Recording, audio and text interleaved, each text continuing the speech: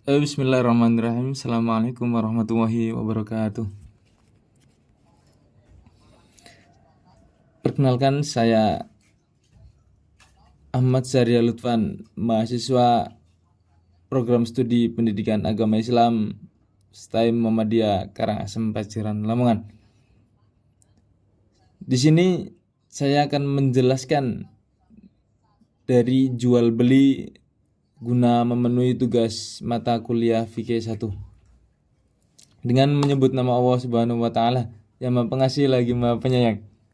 Kami panjatkan puja dan puji syukur atas kehadirannya yang telah melimpahkan rahmat, hidayah, dan inayahnya kepada kami sehingga kami dapat menyelesaikan makalah ilmiah tentang jual beli. Makalah ini telah kami susun dengan maksimal dan mendapatkan bantuan dari berbagai pihak sehingga dapat memperlancar pembuatan makalah ini. Untuk itu, kami menyampaikan banyak terima kasih kepada semua pihak yang telah berkontribusi dalam pembuatan ini. Dan di sini terdapat 4 rumusan masalah tentang jual beli. Yang pertama, apa pengertian jual beli? Apa saja macam-macam jual beli? Apa saja hukum dan perbandingan serta perbedaan mazhab jual beli? Yang keempat, apa saja hikmah dan studi kasusnya? Menuju pengertian jual beli. Secara bahasa, jual beli berasal dari 2 kata, yaitu jual dan beli.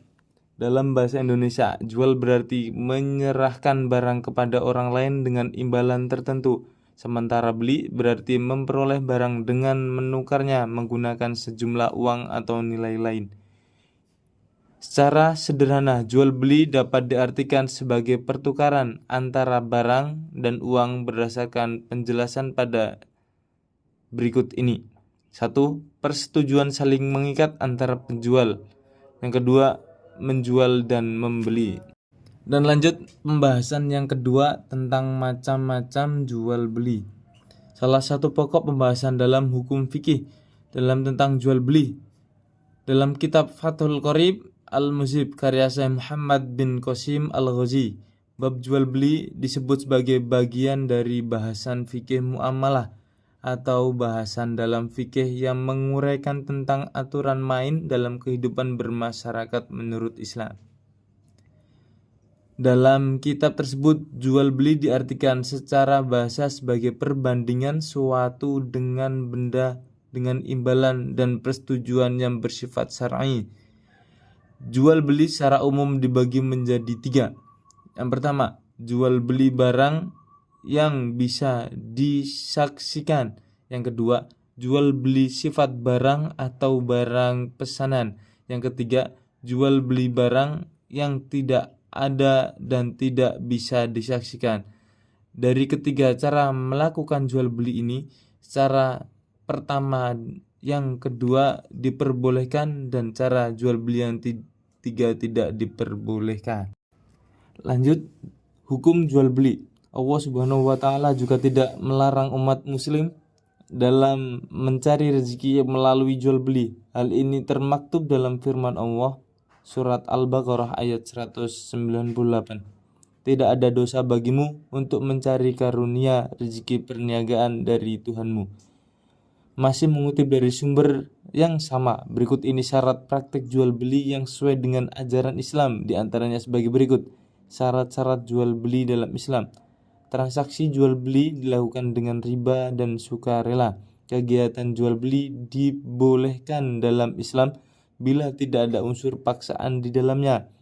Allah berfirman dalam surat An-Nisa yang artinya, hai orang-orang yang beriman, janganlah kamu saling memakan harta sesamamu dengan jalan yang batil, kecuali dengan jalan berniagaan yang berlaku dengan suatu sama suka antara kamu, dan janganlah kamu membunuh diri, sesungguhnya Allah adalah Maha Penyayang kepadamu.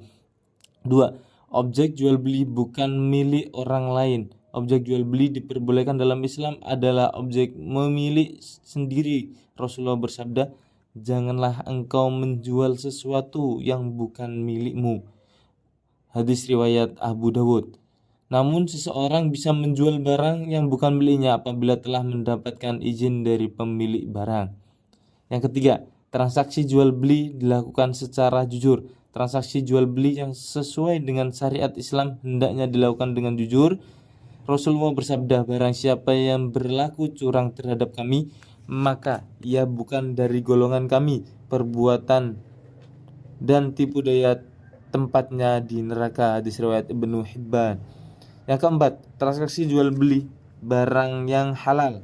Selain kepemilikan sendiri, transaksi jual beli juga memperdagangkan barang yang halal. Hal ini sesuai dengan salah satu riwayat hadis Rasulullah SAW. Sesungguhnya Allah mengharamkan atas suatu kaum memakan suatu makan yang diharamkan pula hasil penjualannya. Hadis riwayat Abu Dawud dan Ahmad. Nomor 5, objek jual beli dapat diserah-terimakan. Barang yang menjadi objek jual beli haruslah barang yang dapat diserah-terimakan segera dari penjual kepada pembeli. Rasulullah bersabda, emas ditukar dengan emas, perak ditukar dengan perak, gandum dengan gandum, kurma dengan kurma, garam dengan garam, sama beratnya langsung diserah-terimakan. Apabila berlainan jenis maka juallah sesuka kalian, namun harus langsung diserah-terimakan. Hadis riwayat Muslim. Itulah penjelasan mengenai dasar hukum jual beli terdapat dalam Al-Quran dan hadis. Menginjak tentang perbedaan dan perbandingan mazhab. Yang pertama, mazhab Malik.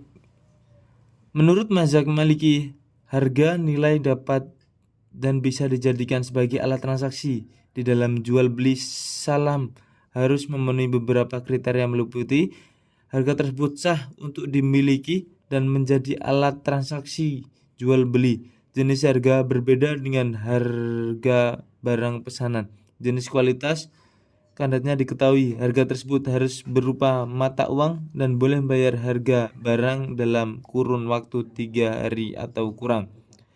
Sedangkan ketentuan barang yang boleh diperjualbelikan menggunakan jual beli salam meliputi barang tersebut sah dimiliki dan layak diperjualbelikan.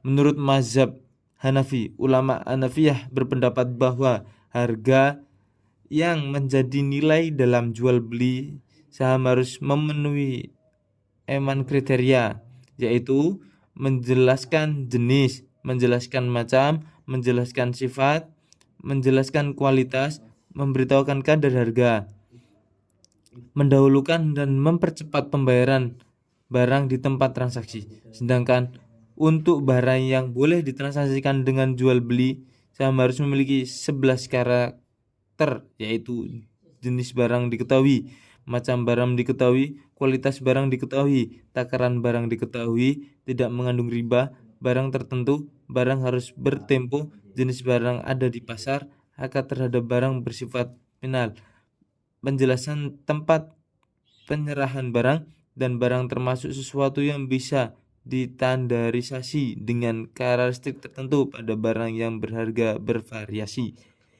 Sedangkan menurut mazhab Syafi'i terdapat beberapa hal yang menjadi syarat keabsahan jual beli saham.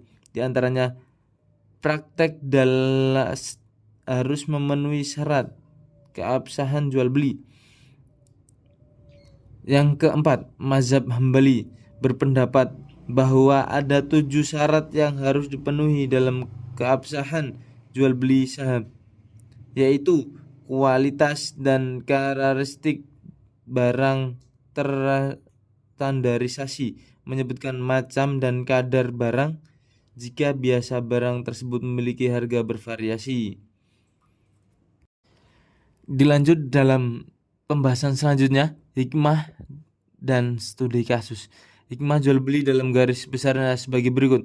Allah mensyariatkan jual beli sebagai pemberian keluangan dan keluasan untuk hambanya karena semua manusia secara pribadi mempunyai kebutuhan berupa sandang, pangan, papan, dan lain sebagainya untuk dapat memenuhi hajat hidupnya sendiri, melainkan untuk saling membantu yang satu dengan yang lain. Dalam hal ini tidak ada suatu hal pun yang lebih sempurna dari pertukaran di mana seorang memberikan apa yang ia miliki untuk kemudian memperoleh suatu berguna dari orang lain sesuai kebutuhan masing-masing.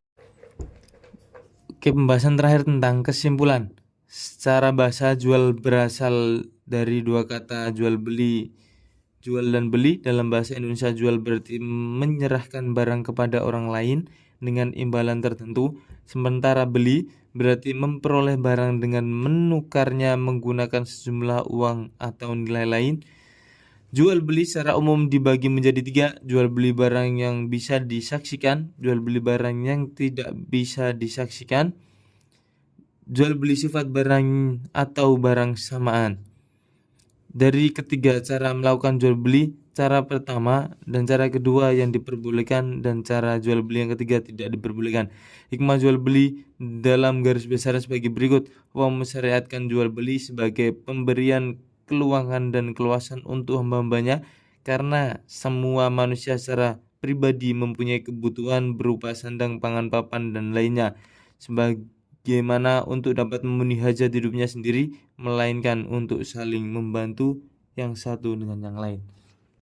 Oleh karena itu, cukup sekian sebagian materi yang saya sampaikan. Kurang lebihnya saya mohon maaf yang sebesar-besarnya.